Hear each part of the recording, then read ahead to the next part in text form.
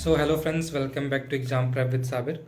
अह, एक बहुत बहुत बहुत ज़्यादा खुशखबरी और इम्पॉर्टेंट न्यूज़ मिली है जस्ट अभी थोड़ी देर पहले कि जो बिहार का 7 फेज़ का नियमावली था वो अप्रूव हो गया है, मतलब मोहर लग गई है उस पर, जो कि बहुत सालों से लोग इंतज़ार कर रहे थे। 2017, 18, 19, 20, 21, 22, मतलब ये मान के चलिए 19 में लास्ट एक बार, 17 से पहले हुआ था, एक बार 19 में हुआ। 19 के बाद से आपका अब जाके एक नई नियमावली आई है जिसको हम बोलते हैं नियमावली 2023। तो बिहार में आज ये कैबिनेट बैठक थी और इस नियमावली पे आज मोहर लग चुका है। इतने सारे प्रदर्शन करने के बाद, बच्चों को लाठियाँ खाने के बाद, पुलिसों के डंडे खाने के बाद, इतने सारे लड़ाई लड़ने के बाद जाके आज ये कैबिनेट से पास हुई है। तो बहुत बहुत कॉन्ग्रेचुलेशन टू ऑल जो भी इस चीज़ में भाग लिए थे, और ख़ासकर उन लोगों को जिन जो लोग बिहार के निवासी है और उन्होंने तहे दिल से चाहते हैं कि बिहार में ही सेवा दे। सो उनके लिए बहुत बहुत बधाइयाँ और बहुत बहुत कॉन्ग्रेचुलेशन, क्योंकि उनके लिए अब एक नया रास्ता खुल गया है। ये बस एक ड्राफ्ट है, नियमावली है, जिसमें आपको पता होता है कि ये प्रोसीजर कैसे कैसे सिलेक्शन का बनेगा, उसमें ये चीज़ें लिखी रहती हैं। बट ये एक तरीके से पीटी है, क्योंकि इसके बाद जो मेंस बोला जाएगा वो एक आयोग गठित किया जाएगा बिहार की तरफ से, बिहार आयोग जिसे बोलते हैं, जिसके थ्रू बहाली होगी। वो हो सकता है परसेंटेज के मार्क्स पे हो, जैसे 99% लोग बोलते हैं परसेंटेज के मार्क्स पे होता है। सो अब जो है एक बहाली, जो 2023 की बहाली होगी 1 से लेकर 12वीं तक की क्लास के बीच में, वो एक आयोग गठित होगी पहले। उस आयोग क्या करेगा कि कुछ रूल्स एंड रेगुलेशन बनाएगा कि किस तरीके से हम टीचर को रिक्रूट करें, किस किस तरीके से टीचर को हम हायर करना है। जैसे कि हो सकता है 99% है कि 10th 12th और आपके सीटेड बेस पे जो चला आ रहा है प्रोसीजर वही चलता रहेगा, और हो सकता है ये भी कि इससे अलग हट के वो एक पेपर ले ले, उसके थ्रू हो जाए। तो ये बहुत कम चांस है, बट अब जो आयोग बनेगा वही डिसाइड करेगा कि किस तरीके से क्या होने वाला है। बट ये है कि ये क्लियर हो गया कि अब जितनी वैकेंसी है, लगभग 2 लाख के करीब मान के चलिए, मिनिमम 1 से 12 तक के बीच में जो वैकेंसी है वो अब आएगी, ये 100% है। और चुनाव का टाइम भी पास आ रहा है, तो इस चीज़ का आना तो बिल्कुल बनता ही है।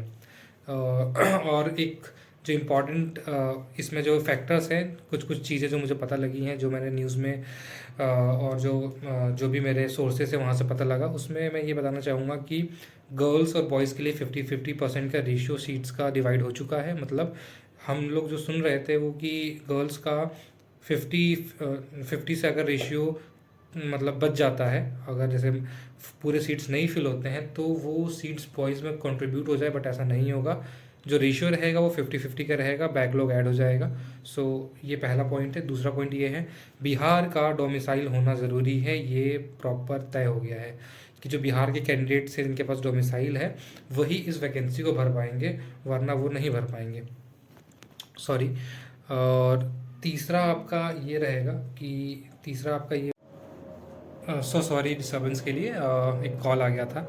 देन तीसरा पॉइंट मैं ये बताना चाह रहा था कि जो भी हमारे नियमावली में प्रिंसिपल के हायरिंग के लिए या फिर टीजीटी पीजीटी या पीआरटी के हायरिंग के लिए जो भी एलिजिबिलिटी क्राइटेरियाज़ हैं, वो एक वेबसाइट पे अब जो नियमावली है वो डल जाएगी। तो वो मैक्सिमम चैनल्स पे आपको दिख जाएंगे, मेरे चैनल पे भी ज़रूर देखने को मिलेगा आपको। So please like and subscribe my channel. मैं और भी वीडियोज़ इसके रिगार्डिंग लेके आऊँगा।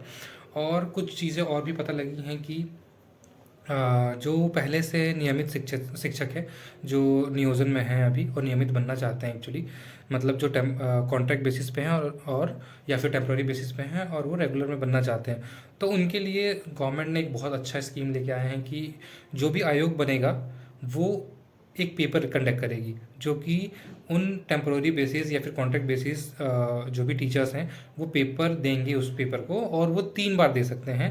3 बार में अगर वो क्लियर हो जाते हैं तो उनको भी रेगुलर पे मिलेगा, सारी सुविधाएं मिलेगी, स्टेट एम्प्लॉय बन जाएंगे वो। तो ये बहुत अच्छा स्कीम उन्होंने निकाला है। और जो ट्रांसफ़र पॉलिसी है उन्होंने वो बहुत अच्छे तरीके से इस बार रेगुलेट किया हुआ है कि जो भी हमारा ट्रांसफ़र पॉलिसी बनेगा इस बार, हम एक दूसरे ज़िले में जा सकते हैं अपने हिसाब के अनुसार। और जो पे है वो डीए बढ़ा के उन्होंने पे दिया है इस बार। सो मुझे ये लग रहा है कि इस बार का जो सैलरी स्ट्रक्चर है वो ज़्यादा अच्छा है पिछले बार से। और बहुत लोग ये चाहेंगे भी कि हम जल्दी से जल्द ज्वाइन करें। सो हमें अब ये करना है कि जल्द से जल्द हमें अब विज्ञापन जारी करने के लिए आंदोलन करना होगा, या फिर अपनी मांगें रखनी होगी कि जल्द से जल्द इसकी वैकेंसी आए, ताकि हम लोग ये विज्ञापन आए और हम लोग अपनी वैकेंसी भरें। जो सुनने में ये आ रहा है कि पहले जो है वो अपर या फिर मिडल का आएगा, जैसे कि 10th 12th एंड देन आपका 8th to 10th। उसके बाद जो वैकेंसी आएगी वो 1 to 8 आएगी, जो कि हम प्राइमरी लेवल बोलते हैं। सो जिस तरीके से भी आए, मैं चाहता हूँ कि एक साथ सेंट्रलाइज सिस्टम आए, पहले की तरह हमें भागना ना पड़े, एक बार पोर्टल में अपलोड हो जाए चीज़ें और हम लोग सब उसी पोर्टल से अपना घर बैठे सारा काम हो जाए। सो ये अपडेट इंपॉर्टेंट अपडेट था और सबको कॉन्ग्रेचुलेशन इस अपडेट के लिए। सब बहुत खुश होंगे आज। सो आज के खुशी पे प्लीज़ मेरे चैनल को सब्सक्राइब कीजिएगा इस इन्फॉर्मेशन के लिए। बहुत मेहनत से मैं वीडियो बनाता हूँ ये आपके लिए। Thank you so much.